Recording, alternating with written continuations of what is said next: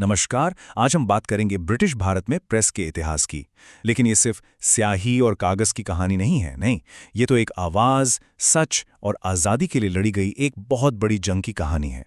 सोचिए जरा, एक मामूली सा अखबार दुनिया के सबसे ताकतवर साम्राज्य की नींव कैसे हिला सकता है। आज की हमारी पड़ताल इसी एक सवाल के इर्द गिर्द घूमेगी। तो चलिए पता लगाते हैं। हर कहानी की एक शुरुआत होती है, और भारतीय प्रेस की कहानी शुरू होती है एक नए दौर से, जहां पहली बार लोगों के विचार कागज पर छपकर हजारों तक पहुंचने लगे थे। तो देखिए, ये सब शुरू हुआ 18वीं सदी के आखिर में। 1780 में जेम्स हिक्की ने भारत का पहला अखबार निकाला। लेकिन जल्द ही भारतीय भी इस मैदान में उतर आए।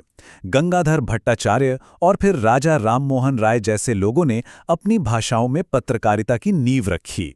ये सचमुच एक नई सुबह थी। और हाँ, ये अखबार सिर्फ खबरें नहीं छापते थे, बिल्कुल नहीं। ये तो शुरू से ही सरकार को सीधे सीधे चुनौती देते थे। हिक्की का गजट तो सरकार की इतनी आलोचना करता था कि अंग्रेजों ने उनकी प्रेस ही जब्त कर ली। यहीं से असल में सत्ता और प्रेस के बीच टकराव का एक लंबा खेल शुरू हुआ।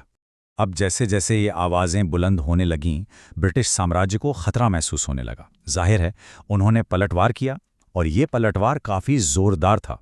मजे की बात यह है कि अंग्रेज खुद इस मामले में बटे हुए थे। एक तरफ चार्ल्स मेटकाफ जैसे लोग थे, जिन्हें प्रेस का मुक्तिदाता भी कहा जाता था। वो मानते थे कि प्रेस को आज़ाद होना चाहिए। लेकिन दूसरी तरफ लॉर्ड लिटन और कर्जन जैसे वॉइसरॉय थे, जो प्रेस को साम्राज्य के लिए बहुत बड़ा खतरा मानते थे और उस पर लगाम लगाना चाहते थे।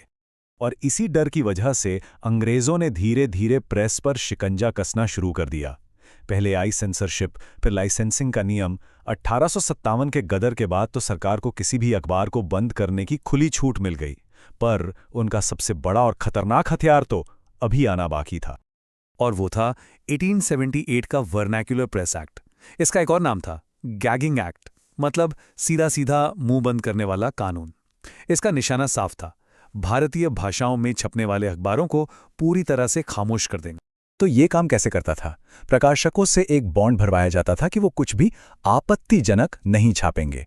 और आपत्तिजनक क्या है, यह तय करेगा डिस्ट्रिक्ट मजिस्ट्रेट, और उसका फैसला आखिरी होगा। मतलब कोई अपील नहीं, कोई कोर्ट नहीं, कोई सुनवाई नहीं, न्याय के सारे रास्ते बंद। लेकिन क्या भारतीय राष्ट्रवादी इससे डर गए? बिल्कुल नहीं। जब साम्राज्य ने हमला किया, तो प्रेस ने भी बड़ी हिम्मत और बड़ी चालाकी से जवाब दिया। याद रखिए, इस कानून का निशाना सिर्फ भारतीय भाषाओं के अखबार थे। अंग्रेजी अखबारों पर यह लागू नहीं होता था। अंग्रेजों को लगा कि अंग्रेजी अखबार तो उनके वफादार हैं, लेकिन यही उनकी सबसे बड़ी भूल साबित हुई। और यहीं पर एंट्री होती है अमृत बाजार पत्रिका की। ये एक बड़ा बंगाली अखबार था। जैसे ही यह कानून आया, इसके एडिटर्स ने कमाल का दांव खेला। उन्होंने रातों रात, जी हां, सिर्फ एक रात में अपने अखबार को बंगाली से अंग्रेजी में बदल दिया। और बस, कानून उन पे लागू ही नहीं हो सकता था। क्या कमाल का मूव था। तो आखिर इन पत्रकारों में इतनी हिम्मत आती कहां से थी? जवाब इस बात में छिपा है कि ये अखबार कोई बिजनेस नहीं थे। ये लोग पैसे कमाने के लिए काम नहीं कर रहे थे। ये एक मिशन था, एक राष्ट्रीय सेवा थी। लोगों को जगाना और देश को आज़ाद कराना ही इनका मकसद था। और इसका असर सिर्फ शहरों तक नहीं था। सोचिए, एक अखबार दूर किसी गांव में पहुंचता था और फिर उसे गांव के चौराहे या लाइब्रेरी में सबको जोर जोर से पढ़कर सुनाया जाता था। मतलब एक कॉपी से सैकड़ों लोग राजनीतिक तौर पर जागरूक हो रहे थे। लेकिन इस लड़ाई की एक बहुत भारी कीमत चुकानी पड़ी। जो पत्रकार इस जंग में सबसे आगे थे, उन्हें बहुत बड़ी कुर्बानियां देनी पड़ी। और ये कीमत बहुत बड़ी थी। हिक्की की तो प्रेस ही चली गई। सुरेंद्रनाथ बनर्जी पहले भारतीय पत्रकार बने जिन्हें जेल हुई। और बाल गंगाधर तिलक, उन्हें तो उनके लिखने की वजह से देश से निकालकर बर्मा भेज दिया गया। ये एक साफ संदेश था कि सच बोलने की सजा बहुत कठोर होगी। 6 साल बाल गंगाधर तिलक को सिर्फ उनके लेखों की वजह से 6 साल के लिए देश निकाला दे दिया गया। आप सोच सकते हैं कि सरकार छपे हुए शब्दों की ताकत से कितना ज्यादा डरती थी। लेकिन अंग्रेजों का यह दांव उल्टा पड़ गया। उन्होंने तिलक को दबाने की कोशिश की और तिलक पूरे देश के हीरो बन गए। लोगों ने उन्हें लोकमान्य की उपाधि दे दी, मतलब वो जिसे सब लोग मानते हैं, जिसका सम्मान करते हैं। दमन ने आग को बुझाया नहीं, बल्कि और भड़का दिया। तो इस पूरी लड़ाई का, इस पूरी जद्दोजहद का नतीजा क्या निकला? इसने आने वाले भारत के लिए एक बहुत मजबूत विरासत तैयार की। इस संघर्ष की विरासत बहुत गहरी है। उस दौर में प्रेस ने एक विपक्ष की भूमिका निभाई, सरकार से सवाल पूछे।